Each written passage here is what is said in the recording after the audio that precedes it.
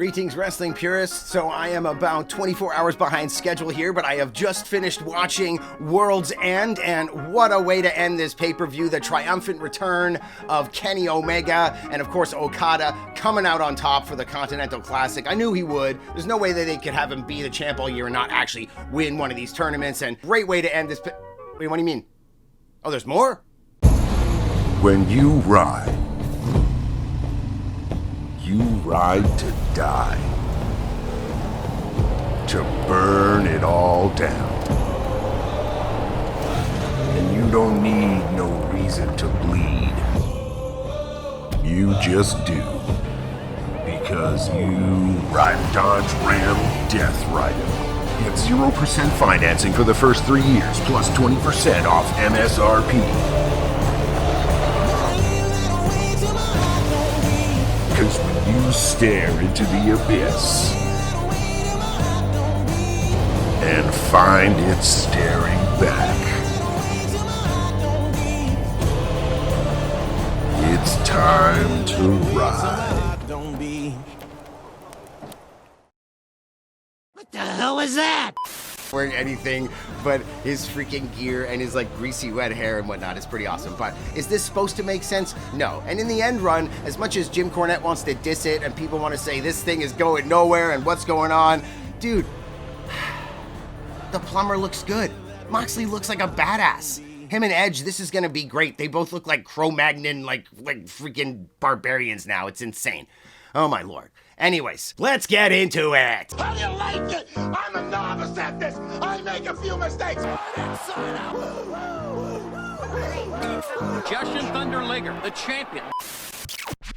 So we got Layla Gray coming out to take on Toni Storm here at the beginning of the 0 hour. And I like Layla Gray. She's pretty cool. She's been around a while, and mostly it's being able to remember her name. I know she's taken on Athena in ROH, and she's hanging out with the Top Flight boys, but she probably needs some more in-ring time. Her footwork, her timing is not that great. They don't tour AEW, so these guys, they don't get the kind of in-ring time that I think they should get. And I don't think they work the indies that much, at least not Layla. I'm not seeing her name around in that kind of a way. But people talk about Finn Balor and JD McDonough like they never defend the titles. They've been the tag champs for a year, but WWE tours. These guys are best friends touring as the tag champs with a little under the table title defenses all around. They do their thing. They get their chops in the ring. I mean, Balor is of course a vet at this point, but I'm assuming you get my point. Layla Gray, she's cool, but she didn't look that great here. And in my opinion, she's not in the best of shape. Neither are the Top Flight guys these days that she hangs out with. They're not in top form, as it were. But they've both had nagging injuries over time. It's hard to get in the ring and get a routine when you're dealing with injuries. It changes what you're up to. But if she was in NXT, she'd get a lot more ring time. They'd certainly like get her cardio up, get her footwork. They'd have her running and rolling and hitting the ropes regularly, and she would probably be a lot better off over there. Although they'd probably give her some stupid ass name like Xanadara Dynasty or some shit, and I would have no idea who she is. At least Layla Gray, I can recognize the name, and I know she's been putting in the work, so it's good to see her here on the 0 hour, and we're gonna see her a little bit later. But you know, she screwed up a blockbuster, looked like she almost knocked herself out, so some more time in the ring for these guys would be great.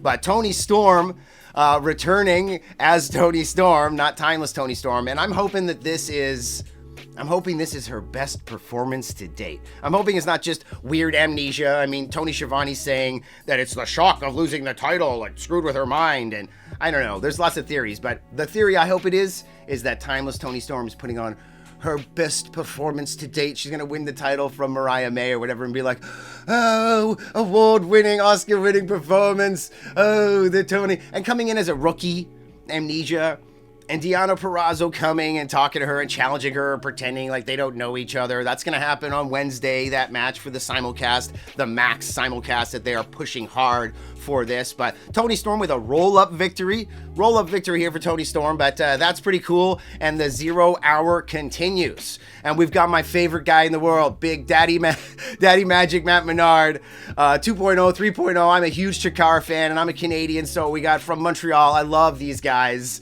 Parker and Lovelace right now having a baby, or have had a baby. I don't know what's going on, but that's great. But good to see Menard here, one of the best talkers and best facial guys in the industry. So nice to see him on the mic here.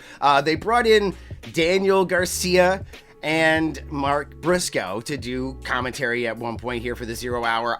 I mean, I don't have a problem with Daniel Garcia. I'm glad that he's getting his flowers, as it were, and he's got the championship now, but he does seem bland. Everybody is always saying, what do people see in this guy? Now, if I was a girl, I'd understand. I mean, like, I've talked to a few women who lay it on the line of why he is sexy and why he's good looking and the way he talks and his whole like thing, and men, they like it. You know, like the stoic, quiet, kind of like vulnerable but tough. Like they could break back the skin and see what's underneath, you know, but he's tough around the boys and he's cool. I don't know. Chicks dig him.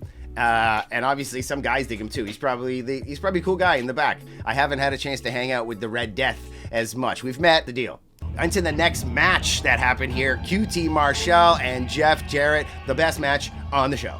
QT Marshall finally getting his flowers as well, people seeing what a genius he is, and of course, man, Jeff Jarrett. I love Jeff Jarrett these days, and I love seeing Sanjay and Satnam in the back and Jay Lethal coming out. The TNA guys, they missed the boat with the TNA originals putting the tag titles on them a while ago. Like, Jarrett was so over, and I loved when GCW did the last Outlaw gimmick. Like, I feel like that's when they brought it back.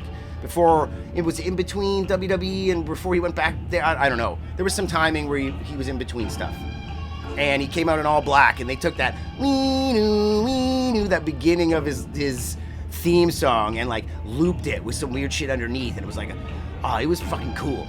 He just did a couple shows for GCW, but here as a babyface, at his age and the way it's going, of course, it has to be babyface Jarrett. In this match, it was not an AEW match. It was drop down, headlocks, fucking leapfrogs, all that stuff. QT Marshall looking a little pale. I hate to be a Eric Bischoff here, but looking very not tanned, and even looking kind of like a little shorter and a little thinner and wirier than Jarrett. Like, man, the wrestlers have definitely changed. Jarrett used to be one of the smaller guys. And I know as you get older, being someone that's worked out protein, steroids, who knows his whole life, Jarrett, you know, they get a little thicker around the midsection and shoulders and, you know, the face and jowls. But I don't know, it didn't look quite right to me here. But Jarrett, who came out with the win here? I can't even remember at this exact moment. Doesn't matter. I think it was Jarrett. Of course it was Jarrett. And then he went into dropped it back. But whatever, we're getting off track here. Jarrett, I love Jarrett. Loved this match. QT Marshall, let's do it. We're going to keep going. Best part of the show happened in here somewhere as well, where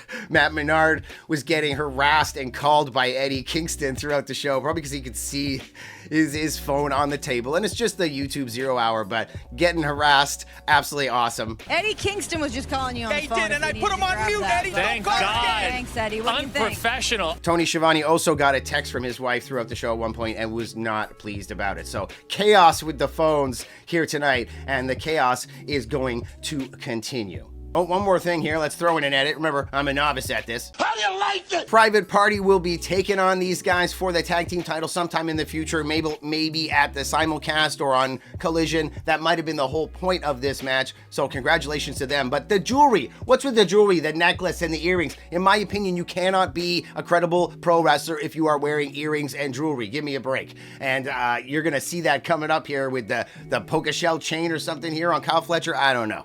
Big mistake!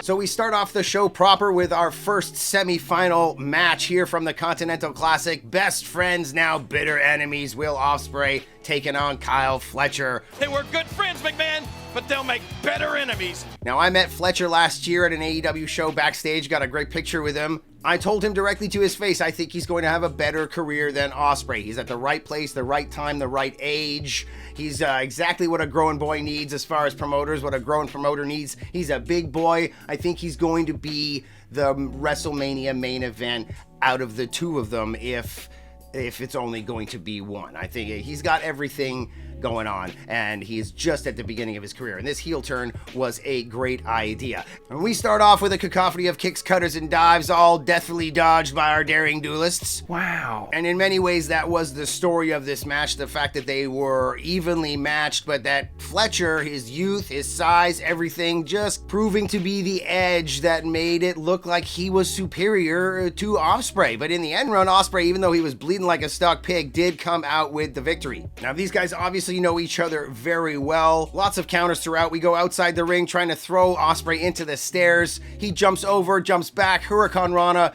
reversed into an apron power bomb. Brutal. The beginning of selling many injuries in this match for Will Ospreay. Now, even though backstage I told Kyle Fletcher that I think he was better than Ospreay, his career might be on the better path, this guy in the audience does not agree. He thought Ospreay was better, and he was ready for when Fletcher came and ripped up the sign, one of the best parts in this match, because he came out with an Ospreay still better sign. So congratulations, my man. The Boy Scouts would be proud of you. Now, being lawn darted into the barricade earlier left Will Ospreay with one hell of a gusher, and he's gonna have this blood all over his face all night. It's still ringed around his eyes during the main event like a goddamn raccoon. Fletcher licking Ospreay's blood off his hands, but he's no Hangman Page. I mean, he's not literally drinking blood. Didn't he put the blood in the syringe and drink it? Or I don't know what he did, but you still got a ways to go, kid, but you're on the right track for an AEW superstar. Now, it doesn't take long for us to realize exactly how much blood Will Ospreay is losing here. This is not pretty at all, and a hell of a way to start this pay-per-view. I mean, there's blood all over the canvas. As he's leaving, he leaves smears of blood on the set and the entranceway on his way out. So Cornette's gonna have stuff to say. He's gonna, why you do it? The outside, the stairs, the blood. You've ruined the whole pay-per-view right here at the beginning. You shot your load right away, kid. Way to go. Congratulations. You played yourself. This does not slow Ospreay down for long, though. The comeback is hot and heavy. Stun Dog Millionaire, standing Spanish Fly, lots of counters of power bombs back and forth. Ospreay finally connecting with the Oscutter, but only a 2. This match is gonna be a slog. Fletcher rebounds off of Poison Rana and gives a hidden blade of his own to Ospreay. I love that Ricochet and Fletcher and other people are starting to make this move the norm, and that's something that's really cool in wrestling. A move comes in and over time it becomes the norm, and you go back, it was never around before. I mean, they never even used to tap, and then you got vets saying things like pile drivers and Canadian destroyers and DDTs now are meaningless because they've been used so much. There's an argument there. I'm not saying they're wrong. I'm not saying they're right. I in fact, in many ways, I agree with them. But I like how when a move gets brought into the world of wrestling, how guys adopt it. Very Cody Rhodesy. Like, basically, like, if I fought you 2 or 3 times, I can now, like, start to use your moves. Like, that's the rules, all right? Cool. You and me, we're cool? I can use your finisher now? Boom. Nice. Did we just become best friends? Yup! The Billy Goat starts actually acting like a goat as they have a headbutt off here, just headbutting each other like Shibata styles. I do not like this very much, but hey, it's not my body. I'm just here to watch it. So, hey, I'm all for it. Kill each other. I love the super kick mid-diving headbutt here. That was great. And of course, the referee noticing that Kyle Fletcher was using the ropes and breaking up the pin. Another nice touch there we don't see, I think, often enough in wrestling. But one thing we should never see in wrestling is putting your hands on the ref. No, no, no. Bad news, Kyle. And of course, this leads to his downfall as he takes a hidden blade from the originator himself. Nobody does it better. Fletcher avoids a second hidden blade by pulling the ref in the way and gets a very close near fall with a brainbuster and a massive Liger bomb. This match has been an absolute war, and one more attempted brainbuster is turned into a Hurricane Rana and into a Styles Clash, giving Ospreay the win here with one hell of a move. Everybody loves the Styles Clash. Will Ospreay is now a finalist in the 2024 Continental Classic, and he lets Kyle Fletcher know that they are now one apiece. I smell rubber match, but Will Ospreay has other things to think about. In a surprisingly good mood, lightheaded from all of his blood loss backstage in an interview later, but we'll get to that and more matches to come. It is time for our second semi-final match. Ricochet coming out here. Total change of attitude lately. I gotta admit, I love Ricochet's theme music. It gives me a very like Bruce Timm, Justice League, Batman animated series kind of vibe, but that like those later years, like Superman and JLU and things like that. I really dig it. And of course, he kind of dresses that way too with his entrance gear and things like that. Forgot to mention earlier, Kyle Fletcher looking very Shawn Michaels coming out. Absolutely love that. And the name, the Proto Star, Kyle Fletcher. So that's pretty cool. Matches since joining the company. Match starts off pretty hot like you would think. At one point, Ricochet's complaining to the ref about his ear and to the crowd. Gets a big boot to the face after pulling Okada out of the ring. Turned around and bam, got cut off right there. And then Okada in charge, looking to build up for something big, but then just stopping and patting his bald head. Okada's been doing the whole spread his arms and the camera go back, the Okada pose, and he's been doing it in America. He's been doing the finger. I think they should probably zoom in on it, because it kind of looks stupid when he goes boom and the camera pulls back. I don't know, you're pulling back on this thing that you want to see. So I think they should like pull in. If you are a New Japan fan, you know that Evil, everybody's favorite New Japan star, Evil, although dude's dating, like married to Kairi Sane, so hey, he's got to be cool. I bet you he's like the coolest dude around. But guys that are come off as shit characters in the ring and don't care that they're getting booed, they're usually cool guys outside the ring. But anyways, the way when he does his intro and they say his name, the camera zooms in on him, but it does like a shaky thing. It goes like shake, shake, shake, shake, shake, and then comes in on him. They should do that with Okada, like boom, boom, right in on the finger. That would be great. But speaking of great, this match was pretty darn great. And a lot of that had to do with the crowd. I mean, when he stopped and patted him on his bald head, there was a absolutely deafening ovation. And of course you got the na na na na, hey hey, you're bald. I love that one. But Okada getting pulled out of the ring almost low blow style, and then a massive suicide dive, Ricochet taking him out.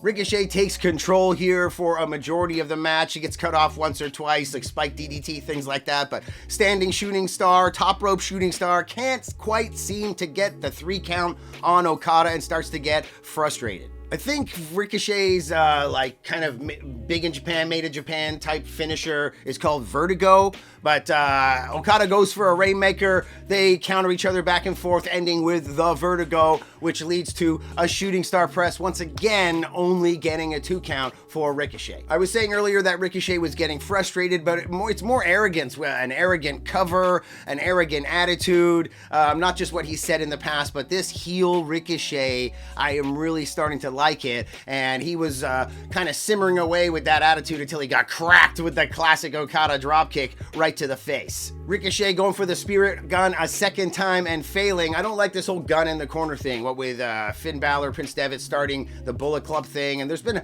a lot of like gun-oriented things lately. Kenny Omega does the boom. I don't know, just drop it, guys. Come on, it's not that inventive. Be different. It's not soon after this that the Rainmaker is connected, one shot and done. Ricochet, it's over, but a good showcase for his new heel persona, and of course, giving us Ospreay and Okada later on in the evening. Now here comes Swerve Strickland. I like this. A lot of people said that it was stupid, that the toilet paper thing, it's dumb, but I mean, come on. You can't be a villain all the time. There are many different types of villains, right? There are many subtle levels. You can't be breaking into people's houses and threatening babies full time. Like, I think this was good low-level heel, kind of ribbing your friend Nana out there, giving the toilet paper around and dancing and like, wait, I'm not done yet, and giving him out.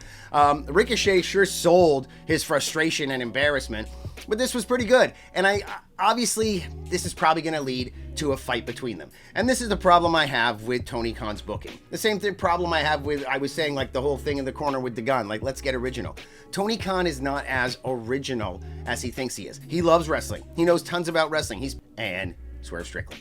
Whereas I think this could lead to gentle ribbing, and maybe the match that happens leads into a friendship, a partnership of some sort. Ricochet needs something, and Swerve sure looks cool. Ricochet looks cool. We got Hobbs back in action right now. They would be great to get together, some kind of faction to fight against the Hurt Business. Let's say Hurt Business can go either way. They're certainly going to get a lot of fans.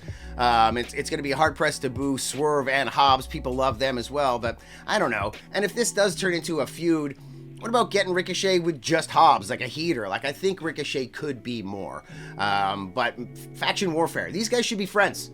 And Swerve should have like the new mogul affiliates. Get something going on that's not as lame as that was. Although being an island to himself, just him and Nana so far, has worked out pretty well for Swerve Strickland. Probably the hottest guy in the company. But big win for Ricochet if he fights Swerve, beats him, gets over, tries to get into contendership, pushes the heel persona, maybe gets a heater, cheats to win. I mean, there is potential here, but Ricochet's not the best talker. So, like, I bet you when you're chilling with him in real life, he's probably like pretty snide. He probably has some quips. He's probably a cool dude. Like, he needs to channel that persona instead of being like, I'm Ricochet and I'm here and blah blah blah, and like trying to give lines to the camera and be something, trying to be a wrestler, be Ricochet. Like, don't be Ricochet. Be Trevor. He's calling you Trevor. That's the new diss. The fans are gonna start calling you Trevor. Dude, be Trevor.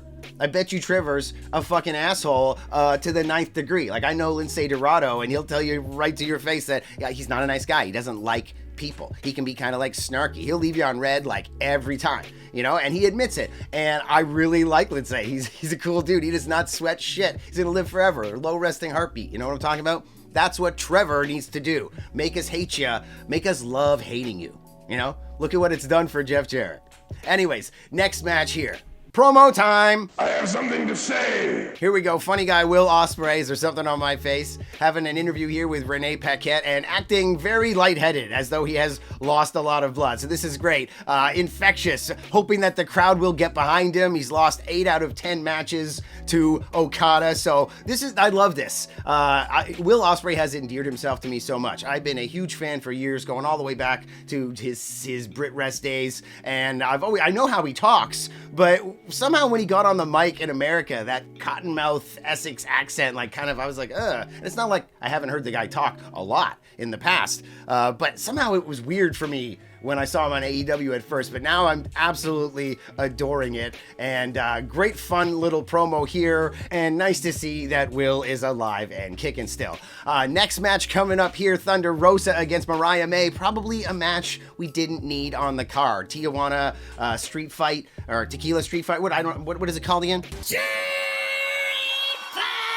Thunder Rosa, who I'm very glad is back, taking on Mariah May. A little bit lackluster so far, her title reign, since taking it off of Toni Storm, who's probably going to come back and take it from her. And if I have my way, as soon as she wins, she'll be like, oh, that was my greatest performance ever as the young upstart Toni Storm, and be right back into the timeless. But obviously we want women's matches. We want more women's wrestling, right? But I'm not that into hardcore women's wrestling myself. I don't like seeing them get hurt. I don't like when they try and push themselves too far. They don't have the upper body strength for being put through doors and all kinds of stuff like that, and tables. But you know, hey, hell of a match here, Thunder Rosa. That spot going up the table, man, I thought it was gonna break for sure, Botchamania time, but she pulled it off. That the lighter weight of the women, where they don't sometimes go through the tables, it assisted her here as she wanted to pull a Shelton Benjamin and run up the table and deliver her move. But let's check out this match move by move right now.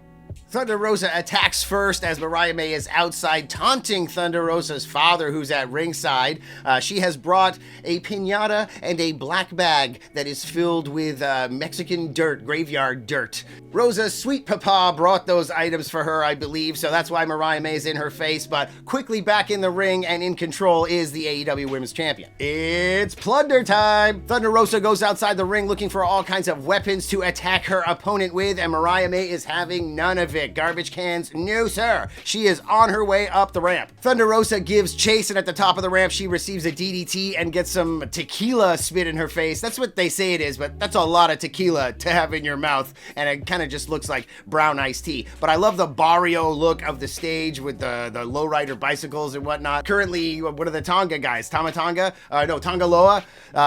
He was Camacho back in WWE, and they used to come out with the lowrider bicycle. But I love this whole shtick here, and chaos continues to ensue on stage. This is super fun. Down at the bottom of the ramp, Mariah May takes a bottle to the face and then somehow rallies a comeback here with a headbutt and a knee to the face before Thunder Rosa takes over once again. That's right, one Death Valley driver later, and it's time for the goodies. The piñata is broken open, and we zoom in to see that it is the classic Tax. But as it is with the quantum universe, she who smelt it, dealt it. The person who sets up the table is always the one to go through the table. And of course, Mariah May plants Thunder Rosa right down on the Tax before going outside and harassing Thunder Rosa's father, who later on MJF calls Yosemite Sam. I don't think he knows who he is. And he's just like, hey, shut up, Yosemite Sam. I love it. Mariah May is deciding to get sick now. She stole Thunder Rosa's dad's cane. I thought she was going to use that. But instead, she wraps some barbed wire around her knee,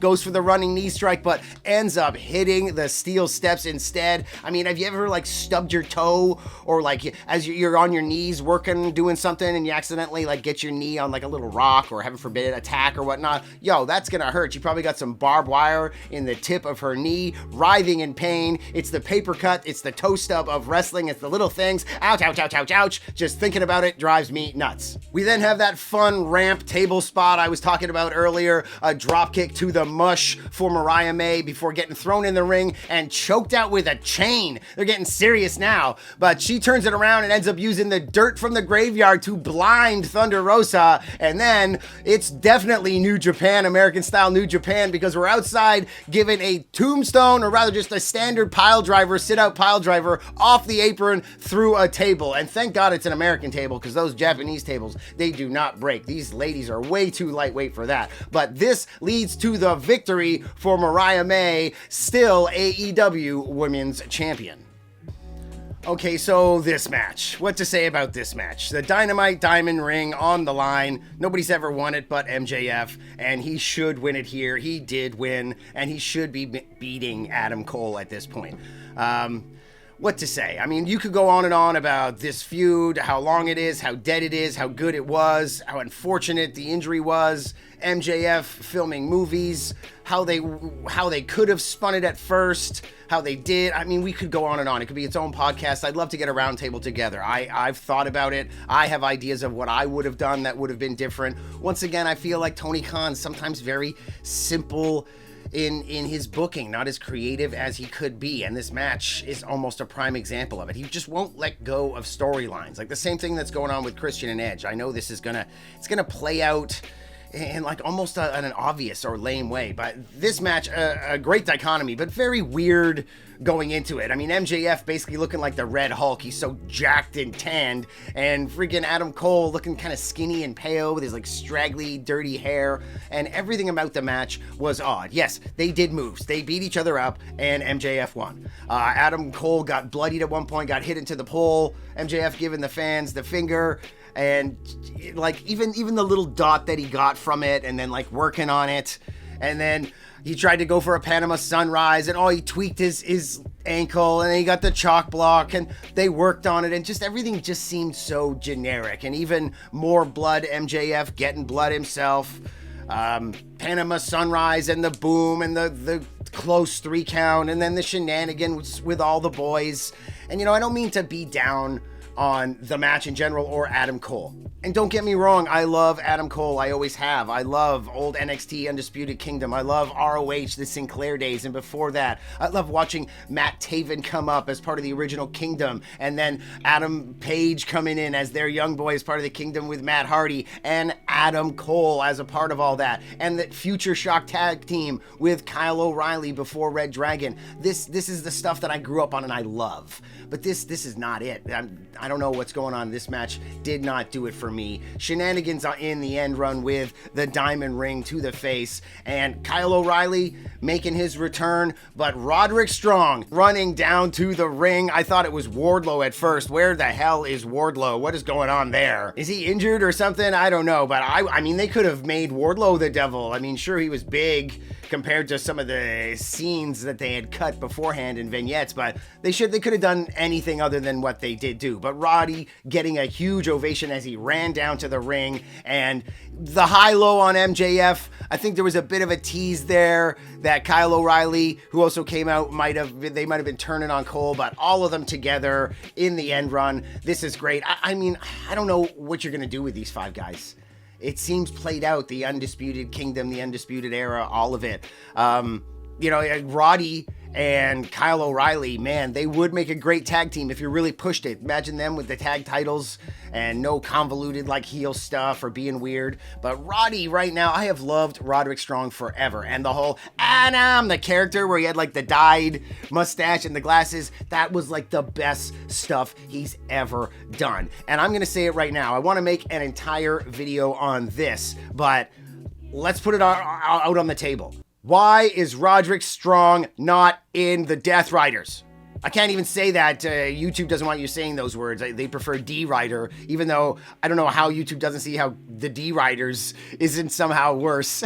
But Roderick Strong should be in the Riders. I mean, come on. He needs to ride. I mean, we all know that Moxley's married to Renee Paquette. They talk about it openly. Yet she's always hanging around. Marina Shafir's always right by him like his bodyguard. Wouldn't it be great if Roddy Strong was in there? Like, if he still had like the dyed stuff and was still in there suplex suplexing guys and being a complete freaking psycho and a shooter. Imagine him being like a little gremlin, like standing there behind her, or like on his knees and she's behind him, like brah. And like, get Wheeler Yuta out of there. I love Yuta. Yuta, you know I love you, buddy. But I don't know, like, you look cool. You just don't look like that kind of cool. You look a little more Daniel Bryan-y, I guess, the white t-shirt and whatnot, clean, I want to say clean cut. Even though you have long hair and a long beard, you still somehow look clean cut.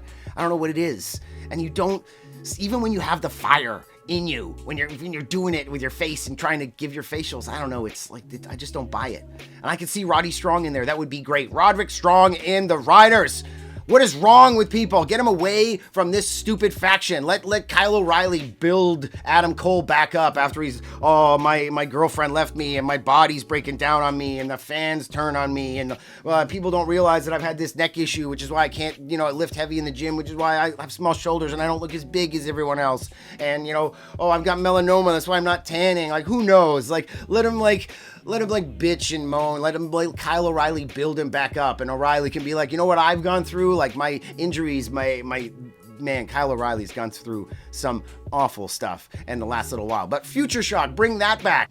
Future Shock can take on Taven and Bennett if you really want to have some kind of feud going on. But I don't know. The intertwined nature of these guys, this old school, we're old school ROH, like that's got the stench of that on it now. It's not cool anymore. They're starting to get old, and I don't mean just physically old in years, like the whole thing. Like they need to freshen up. And like I've already said a few times in this video, this is not it. Roderick Strong and the Riders! Come on, man! Can you imagine him and Claudio as a tag team? It would be awesome. And I love Pac. I love he lives his freaking gimmick with the greasy hair and the never, ever being in any clothes other than his gear on camera. I love it. But it seems like there's an issue. He's not on this show. He can't be there all the time. I don't know what's going on. But maybe keep all of them. Just get Roderick Strong in there. Come on, get him away from these guys. Put him in a main event scene, get him out there suplexing and breaking guys in half and doing what he does best. Sick kick to the face. Roddy Strong, the Riders, come on! The International Championship is on the line next. The title that I believe one day will be unified with the AEW World Championship. I'm saying it right now, it's going to happen one day. But Konosuke Takeshita taking on the returning Will Hobbs, Powerhouse Hobbs. I love Will Hobbs.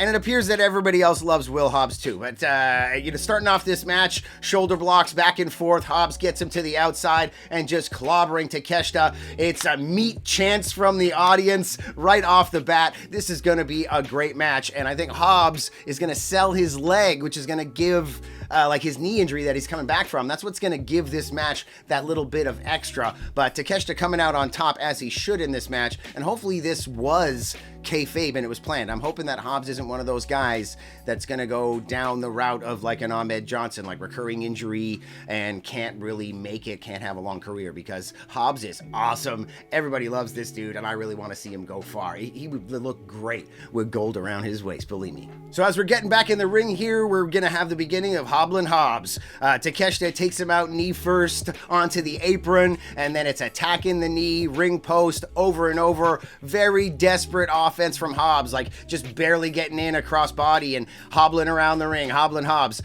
So this is what I was talking about before, giving the match a little something other than just meat chance and having the fans, giving them a chance to get behind Hobbs. But I was actually a little bit worried. As somebody that runs a wrestling promotion, I'm still so susceptible and gullible to when I see guys get hurt, especially in my ring or in a ring. Oh, I'm like, are you okay? And they're like, yeah, dude, I'm selling. And I'm like, oh, thank God. You're selling really well. You sold all the way into the back and like a good 5 or 6 steps into the back before I could even ask you if you're okay. And they're out there signing autographs later, hobbling around. So hopefully Hobblin' Hobbs is all an act, and he's going to have a nice long career ahead of him and a good long match here ahead of us against Konosuke Takeshita. It's all power moves from here, multiple clotheslines over and over, power slam, getting him up for a second one. It's reversed into the package pile driver, or like the Storm Zero, I don't know. Anyway, smashes Hobbs down onto his head and his shoulders, only a 2 count there, and then it's back to the meat action, double clotheslines battering each other into oblivion. Hobbs blocks a running knee after receiving a massive German suplex, and from here goes on the offense, power slam, huge lariat. Somewhere in here gets a 2 count that was a falsie and a half. Believe me, I thought if you were gonna win, this is Jim Cornette, he's like, that's where you should have beat him, right there. That was your spot. He always says these guys go too long. The guy who was gonna win gets an amazing spot, gets the crowd right into it, gets them right there, and if you had gotten the 3 count, man, the pop would have been insane, but instead it's a kick out, and then a few minutes later you do something a little less impactful and you get the win, like your standard finisher or something. And I'm like, Jim Cornette complains about that stuff all the time. That was your spot if you were gonna win, Hobbs, but unfortunately you are not going to win, Hobbs. It's Blue Thunder Bomb time, and nobody does it like Takeshita, and Don Callis sells this like he cannot believe that Hobbs kicked out. But of course, as Simon Miller would say, this is the least devastating move in all of wrestling. But I think Takeshita's gotten a few wins with it, and he sure makes it look good. But Hobbs came out and just waffled him with a lariat. I think this might have been the pin, the falsie that really got me, because this was another attempted pinfall here. This was the one where he had both his hands on his chest. This was a pretty cool match at this point. The crowd was in a tizzy, and they've seen a lot of action up to this point in the evening, so good on these guys to get everybody into it. It's Meat Mania here, right pretty much at the middle point of the show. We still got a lot to go here, folks. Here's where Gullible Hutch is in full swing as they go up for the superplex and the awkward fall, selling the knee. It looks like they're gonna fall because they're off balance at first, and then it continues, it happens. You think that they recover, but then it happens. So maybe it was a sell, but he sure made it look good. It made it look real when you see actual botches from guys or mistakes or, lack of balance for a moment on the top. It's tough. Getting up there's not as easy as you think. The ropes are not as tight as you think all the time, especially as the night goes on. And so I thought this was real. And when they went up to repeat the spot after going all the way down to the apron, the crowd gave them a bit of an ovation for giving her. And they did give her a huge superplex off the top for Hobbs, landing center of the ring, and I do believe selling his knee after the impact as well, so really pushing this through the whole match. Running senton here from the champ, and then setting him up for the running knee again, but second time blocked, and this time into that massive powerhouse Hobbs spine buster, been looking for throughout the match, first time delivered, and the crowd thought it might have been over here. Another massive falsie, but only a 2 count for powerhouse Hobbs. This is where they start to pull you in with the knee after a wonky looking power slam off the top, which once again looks all related to not having the strength in your leg and the balance to be able to get the guy up and over. He delivered it, but if he's selling, if this is fake, Hobbs is doing a great job of making himself look sloppy due to it. And now they're gonna take off the brace. Aubrey's gonna help him get off his knee brace here. They say he's trying to relieve the pressure. Whatever the reason is medically, it looks great when a competitor is writhing in pain and now taking off his assistant devices because he really just needs to get to the flesh and massage it and get it free. We saw at WrestleMania when Eddie Guerrero taking his boot off after being ankle locked so often, which of course led to the dirty pinfall roll up, but he's desperately taken off his boot, the swelling of the ankle. You can picture it as a fan in your mind with Eddie's selling and his desperation and the act of doing something you don't often see in a wrestling match. You don't see guys taking their tape off or their gear off very often, or their assistive devices like this. So I kind of like this, whether it was real or whether it was selling for the match. Either way, I dig it. Of course, this now leaves the knee vulnerable. The champ goes for it, chalk block, attacks the knee over and over, gets him in the standing front guillotine, which has gotten over a lot more in the last few years with Roman Reigns using it for a period of time. And of course, Richard Belzer, if you know what I'm talking about, he was knocked out cold on live TV due to a wrestler once. So devastating maneuver. And as Hobbs is slowly beginning to sell it, going out, Takeshita turns him around into the Raging Fire, slams him down, still champ, a hell of a match, and everything is as it should be in the universe. If we are really going to channel New Japan into this promotion as the American version, this is what happens in Japan. You lose, and just when you think you should win, you lose, and just when you think you really, really should do it, you lose, and then when you finally win, it's huge. It's like WrestleMania Cody Rhodes style, sometimes double. You want to take a look at Tanahashi against Okada, and Okada crying at Wrestle Kingdom and how many times he couldn't beat him, or Will Ospreay, I thought this was going to happen with Fletcher tonight. I thought Fletcher was going to win, and this was going to be a Marty Scurll kind of thing. We can't talk about Marty Scurll these days, but Marty Scurll always beat Will Ospreay, and they took it everywhere where Ospreay could just not beat Marty Scurll. He was beating everybody. He's the most athletic, innovative, newest, hottest wrestler around, and he just can't beat this son of a bitch with his goddamn trench coat and his umbrella and all that stuff. It was great. I kind of loved it. I thought they were going to go that way with Fletcher. But like I'm saying, all is as it should be in our Americanized New Japan Pro Wrestling Company. Will Hobbs not getting the victory over Takeshita, but you thought he would, you wanted him to, and just that much more grizzled veteran stylings building up inside Hobbs for him to eventually get that victory. In Japan, it's like the more broken down your body is, the tougher you are, so the stronger you are. And being strong means something there, so thereby the better chance you have of winning, right? It all makes sense. It's now time to run back what might have been the female match of the year, and most definitely Mercedes Moné's best showing in AEW so far. It's the TNT Women's Championship. Chris Statlander is coming for the CEO. It's a very different vibe this time compared to their first match. I think the story of the first half of the match is just Statlander's power and her toughness. I mean, they exchange at the beginning, arm drag to the outside. Moné baseball slides her, and when she tries to jump out on her, Statlander just grabs her out of midair, walks up the stairs, body slams her on the apron. From there, it's power moves, and many pinfall attempts by Mercedes Moné. This is like Steamboat Savage. She keeps trying and keeps trying and keeps trying, but the power of Statlander time and time again. I mean, she just deadlifts her up into a power bomb at one point or something. It's constant power and kickouts and frustration building from Mercedes Moné. I think she eventually gets like a power bomb onto the apron on the outside, and then more of her standard moves, double knees in the corner. This match was very impressive. These ladies should be very proud of themselves. At one point, on the outside, pulling the apron off with them, and I forgot I was talking about the boot spot with Eddie Guerrero in the last match. Statlander, they pretend to get her foot like tied up or stuck in the lattice work, the trellis work of the ring, and she has to take her boot off. And once again, another near fall after that. Won't you just die, or something like that. A lot of passion from Mercedes Moné in this match. I was really digging this one. And it feels like Moné tried to pull out all the stops here. A lot of repetitive damage, like double knees to the back, and then the double knees Meteora into the turnbuckle in the corner, and then a backstabber, and then a 2 count again in frustration, and then like pulling her back into like the surfboard style like straitjacket choke. It was a little wonky looking, but just trying everything she can to put away Statlander, and she just can't get it done.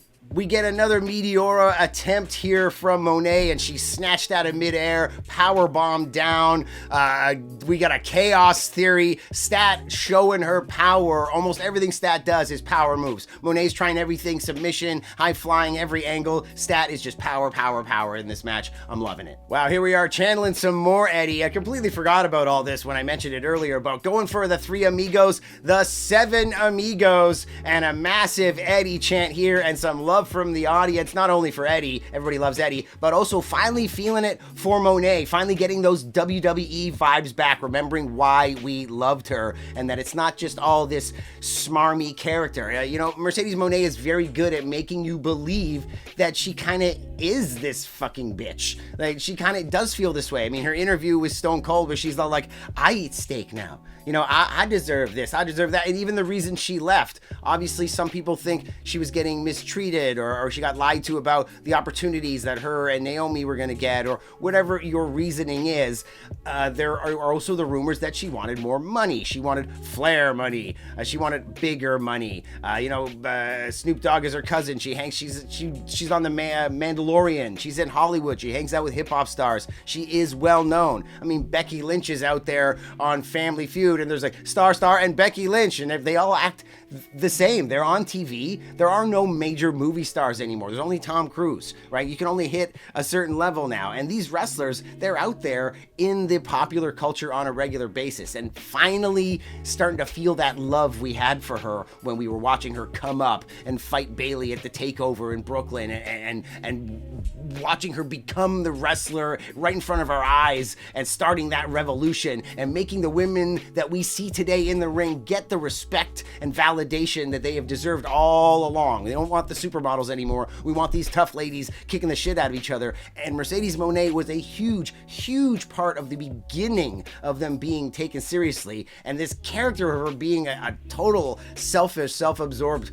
CUNT, see you next Tuesday. I think it really, really works. People don't like her, and she wasn't having the best matches, and it was taking forever for her to get in the ring, and these awful long promos and all this stuff. And speaking of awful long promos, well, maybe I should shut up. We're going on for a while here. You get my point.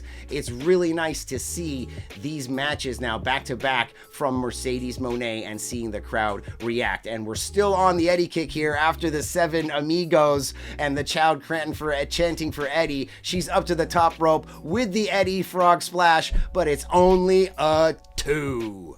It's Package Pile Driver time. The Package Pile Driver is back. Thank you, Kevin Owens and Stat busted it out here. And then they stand up and we're back to the New Japan styles. Flipper forearms back and forth in the ring, showing the strong style before basically tumbling outside the ring so viciously and aggressively that this is where they pulled the apron off I was talking about earlier. A very unique spot which led to the entire boot debacle, and I believe this leads into the finish of the match. Moné Maker on the floor. I had to go back and check the footage. So yeah, this is after tumbling out of the ring. Moné Maker on the floor. It doesn't look like Stat's gonna get back in, but Moné gets out.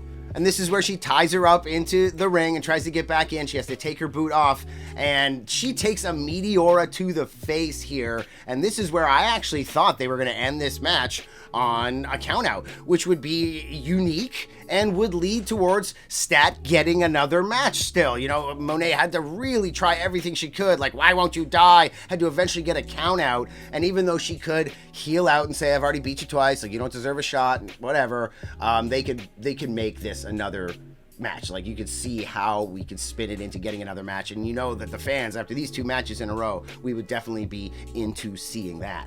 After the Meteora to the face, Stat somehow gets up with only 1 boot on, a huge F5 on the apron after blocking a strike, and then another F5 in the ring. They eventually get to a tombstone on the apron from Moné to Statlander, and this is the point where I really thought it was going to be a countout, just barely in at the 9. This is where the part I thought they were going to use this as a unique ending, everything I was just talking about a moment ago. This has been intense. We get the statement maker on, and she grapevines the leg STF style. Statlander gets to the ropes, and Mercedes Moné looks like she's gonna have a freaking aneurysm. Like, this is great, and the fans are into it, and this is what you need. This is a tough crowd and a long show, and they are doing a great job. This is what they are paid to do. It's all about emotion and passion, and this match is fabulous. You will never be champion, she yells at her, and Chris rallies back after being slapped and told your dreams never gonna happen, but she gets snatched up into an ankle lock. And from here, Mercedes Moné showing us that she's been traveling. She's been down in Mexico, she's been in Japan. She rolls her right up. It's like a crucifix style pin, and then she snags the leg there like Drago style. Absolutely awesome and extremely creative pin, which is what an audience like this wants to see. 1, 2, 3, and still the champion, Mercedes Moné. Mercedes Moné leaves the ring selling her pain and crying tears of emotion and satisfaction, doing her best timeless Toni Storm acting Oscar-winning performance. And she's an actor, of course, on The Mandalorian, so good job here all around. Huge ovation for Chris Statlander, and well-deserved. Hopefully Moné holds on to this title for a long time, maybe goes through a Julia Hart, and eventually gets back to Statlander, who will take the title. I don't know what's going on with Camille. Camille was the heater here for Mercedes Moné, and I feel like MJF, what happened to Wardlow? Like, all the heaters for these guys, they just absolutely disappear at some point. So Camille was the one who was not the good investment. This is what everybody needed and wanted from this match and from Mercedes Moné. It's been a long time coming. They're paying her a lot of Moné. There's been a lot of criticism. Maybe it was a slow burn for her, I don't know, but finally getting what we want out of Mercedes Moné and this match, and this was absolutely fabulous. We don't need no Camille. We got Mercedes Moné by herself is enough. And it's now time for what we've all been waiting for. It's the finals of the Continental Classic. Will Ospreay against Kazuchika Okada. And you know, JD from NY, one of my favorite YouTubers, my hog commentary brethren, he was going off about this match. Not the match itself, but the steps. The fact that usually in these kind of round robin G1 style tournaments where they do brackets against each other like this, either the runners up, the first place and second place of Group A and Group B, they don't face each other, they face within the tournament. So A, first and second place of A face each other, and B face each other, or red and blue, whatever. And this time they've switched it at the last minute, supposedly, so that we would get this Ospreay Okada match. I don't know why. I wasn't actually following any of this stuff. It was new to me, but I saw him popping off about it just yesterday, and he is sick and tired of the Tony Khan bullshit booking. I mean, I'm not a hater like that, but I find that it's a bit like Tony Khan's a bit of a basic bitch when it comes to this stuff. And like, I'm all for convoluted storylines and reasons and explanations. Sometimes I think things make sense. I'm like, just have them do this. It makes sense. And people give me all these reasons why it doesn't. But as a booker, you know, often you do what you need. You work out of necessity, out of flights, injuries, you know, heat between competitors. There's always a reason why something happens. If you think it's a dumb booking idea, often it's not just because the guy sucks. But in this case, I'm starting to think that maybe Tony Khan is just a basic bitch. But JD from NY popping off about this, and JR from Ross coming in on commentary here for our last two matches, so that's nice. Will Ospreay starts off the match with his head all wrapped up, and it gets ripped off pretty quickly. I made some notes here. Let's see. Yeah, they have a bit of a strike exchange at the beginning. The bandage gets ripped off. Springboard from Ospreay, but he gets completely taken out off the top rope. Spike DDT on the floor from Okada, then puts him up on the apron. Spike DDT off the apron onto the floor on the outside, rolls him in, and then a third DDT on the inside, but not enough. A 2 count only, obviously. So this is the point where Okada rips off the bandages. He wears it for a little while himself, ripping, tearing, striking blows to that injury on Ospreay, and it's looking pretty gruesome at this point. Ospreay fights back at this point, suplex, phenomenal forearm, but it's not long before Okada is back in control. And I think that's the story of this match. Okada dominates throughout. They're not going to have Okada lose. He hasn't actually won one of these tournaments, even though he is the Continental Champion.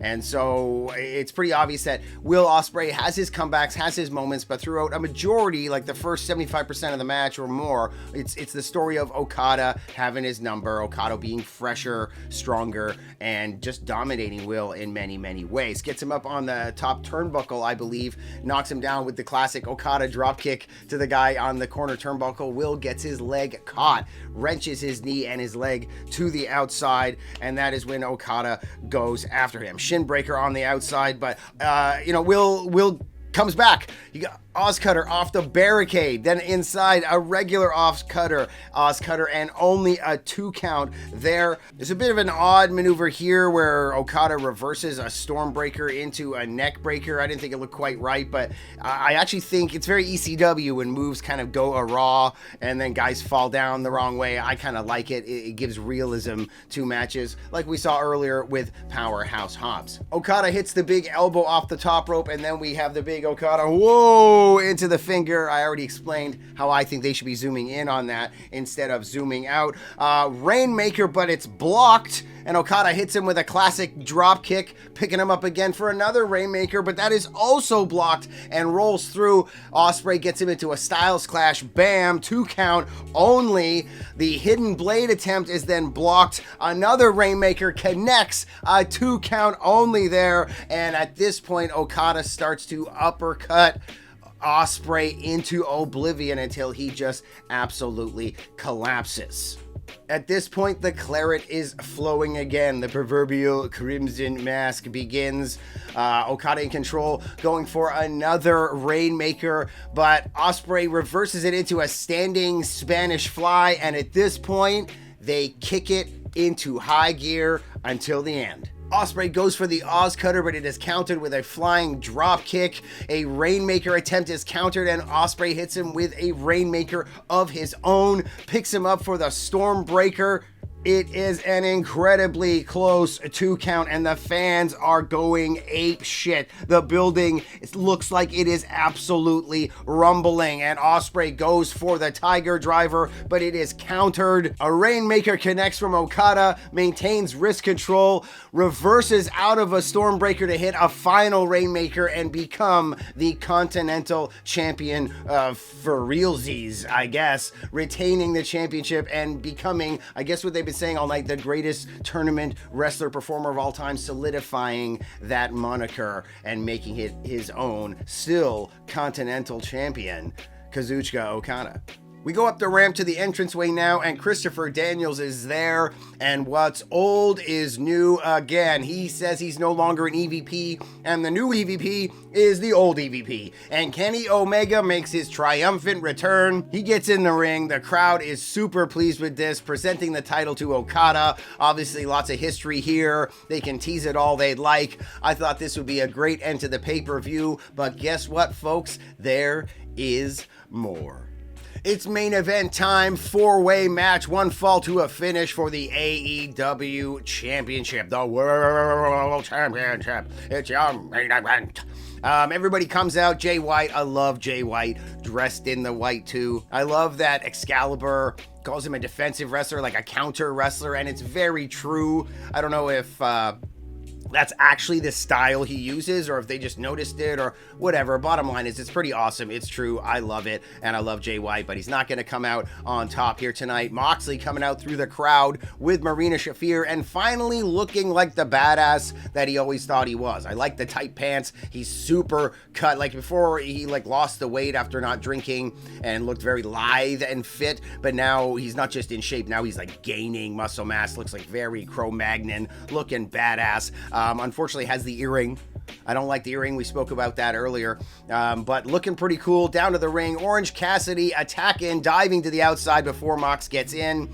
Everybody gets out, triple, quadruple team, or I guess triple team on the fourth guy. Everybody attacking Moxley like crazy. The Riders come to the rescue. We got Wheeler Yuta and Claudio coming through, pulling everybody out. We got a big brawl in the crowd while Moxley and Cassidy fight back at the ring. But eventually the boys come on back. Jay White and Hangman Page joining Cassidy to triple powerbomb Moxley through the announce table. And he gets a pretty bad cut on the back of his head from this, but Hangman betraying everybody, stopping the partnership, going on the offensive. At this point, we get a shot of Christian and the creepy little bastards in the patriarchy up there, looking very super villainish. And Hook, of course, in his own booth. We got a shot of him looking over at the patriarchy. They've got some business going on right now, but I would love to see something going on with like Taz and like your father figure, like something father related, and Hook, and I don't know, maybe get him in the patriarchy. I don't know what's going on with this, but hopefully this Christian storyline can stay fresh in some fashion. Christian doing the best work of his career, in my opinion. From this point, we've got a lot of exchanges, flying orange punches back and forth between all the competitors. Mox getting back in the ring, and we can now see all the blood dripping down the back of his head. Eventually, we have all 4 competitors down, a double down, a quadruple down, and when they all start to get up, Orange Cassidy, he can't hack it, and he falls back down again. So then we've got all 3 guys going at each other. Eventually ends with a dead eye at some point, I think, on Moxley from Hangman Orange Page. Orange Cassidy returns at this point and gives flying orange punches to all 3 competitors. Everybody's out. He's looking to pin Moxley, and the referee gets pulled out by Hangman Adam Page, that dirty SOB, and the crowd really reacts to this one. At this point, both White and Cassidy get bucked, shotted individually from the outside. Hangman gives it to him, and another dead eye to the champ, and he goes outside to prepare to give him a buck. He wants to buck the champ, but Wheeler Yuta Yuta coming, making the presence known once again that the riders are back from being shooed away by security after brawling outside. But he fights off Wheeler Yuta and he bucks the champ anyways, but gets rolled up by Cassidy quickly. Not too impressed with that. Low blow to Orange Cassidy before Jay White comes in and just gives switchblades to everybody. I've made a mistake. Blade Runner. Yes, I know it's called the Blade Runner. I'm sorry. And Marina Shafir tastes the Blade Runner. Soon after this, she gets in the ring and Jay White turns around and bam, snaps it. And the crowd absolutely loves that one. Where is Roderick Strong? Roddy in the Riders, baby, make it happen. But Wheeler Yuta, he had come out, stopped a pinfall attempt as well as the Blade Runner attempt earlier. He now makes his presence known. Bam! Huge Busaiku knee to Jay White, and this is the beginning of the end for the Switchblade. The referees are certainly woozy being pulled out of the ring and thrown every which way in this match. Moxley's taken advantage after the knee. Big Death Rider DDT, and Bryce Remsburg gets in there, shaking the cobwebs loose. 1, 2, 3, and Moxley is still the AEW champion, and this is going to lead into FTR and Rated FTR coming down to the ring, and Edge, Adam Copeland, returning to AEW. They all start to brawl in the ring. Copeland gets the upper hand, big spear, and then the classic crossface or crossmouth with the chair. He like breaks the bar off the chair and gives him the crossface, and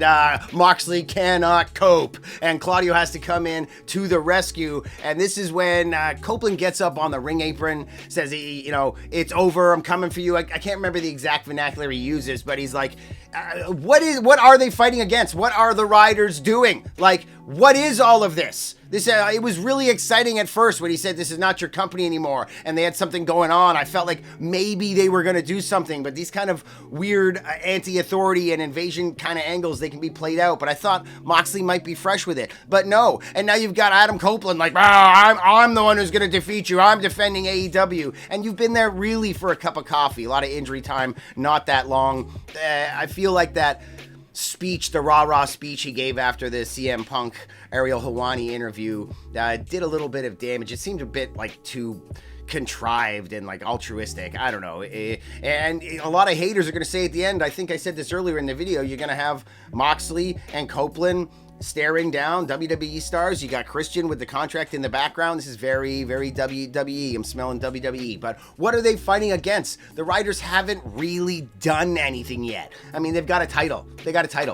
And they're causing a bit of commotion. Like, it's not like they're really doing that much. Copeland calls Moxley a kid, it's kind of nice. It's a nice touch, saying, I've been doing this since you were in diapers, and he has been doing this a while. But I am kind of looking forward to this. These two Cro-Magnon-looking MFers. I mean, Copeland and Moxley right now, they're both in top shape. They're at that age where they've like lost all the baby fat in every single way, and they are just looking grizzled and mean. And this should be pretty good. Like I said, I'm into Moxley's look now. Before he was giving me Tommy Dreamer vibes with like the weird slacks and whatnot. He's looking cool now. This should be cool. We're gonna get, I think, 3-on-3 Moxley and the two. We're going to get Wheeler and Claudio, no Pac still, but they're going to take on FTR and Copeland, I think, for the simulcast on Max coming up this Wednesday. So by the time I'm done editing this, I'm already a day behind watching it. This will probably come out like at the same time as the simulcast. Who knows? But if you've been watching, thank you very much for sticking with us up to this point. So all in all, World's End, a great way to end the year. I'm not a hater. That was a fun pay-per-view. I'll probably be doing a lot more of this. Thank you if you've been watching, like I said, this long. I appreciate it. Please like, subscribe. It's weird running a wrestling channel. A lot of people do not subscribe. I think it's like 90% of our watchers don't actually subscribe to the channel, and we have certain videos and matches that like pop, and then other stuff stays stagnant. So help us out here. We are monetized. Follow us, subscribe, make a comment. The algorithm loves you. I've been getting asked to do reviews like this, so hey man, you get what you asked for. We were asking for this kind of a G1 style tournament in America, and you got it. And it's been a bit of a slog. Well, this has been a long video too, but thanks a lot. We'll be doing some more of these. And hey, like, subscribe. Thank you very much. We'll see you next time here. I'm Hutch Henrys for Demand Lucha.